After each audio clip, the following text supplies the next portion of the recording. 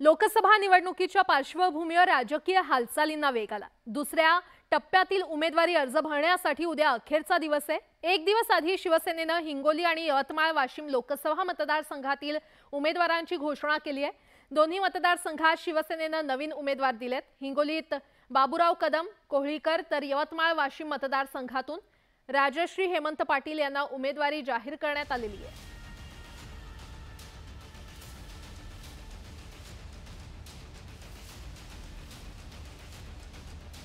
मला लोकसभेची कधीच असं वाटलं सुद्धा नव्हतं। हल्ली आपण बघतो लोकसभेचे बाकीच्या पार्टीकडचे उमेदवार गडगंज श्रीमंत असतात आणि एकीकडे सर्वसाधारण शेतकरी कुटुंबातल्या मुलाला कुठलाही राजकीय वारसा नसतेवर सुद्धा ही जबाबदारी महाराष्ट्राचे मुख्यमंत्री एकनाथभाई शिंदे यांनी दिलेली आहे।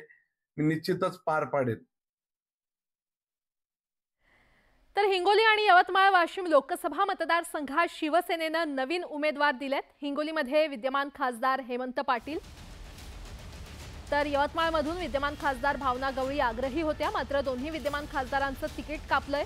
हिंगोलीमध्ये हेमंत पाटलांऐवजी बाबूराव कदम कोहळीकर यांना उमेदवारी देण्यात आली आहे, तर यवतमाळ वाशिममध्ये भावना गवळी यांच्याऐवजी राजश्री हेमंत पाटील यांना उमेदवारी जाहीर करण्यात आली आहे।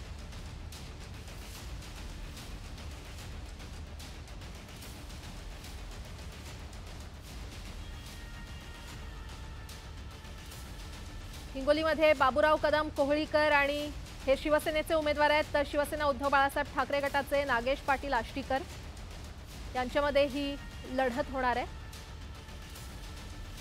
त्यानंतर यवतमाळ वाशिममध्ये शिवसेनेच्या उमेदवार राजश्री पाटील आणि शिवसेना उद्धव बाळासाहेब ठाकरे गटाचे संजय देशमुख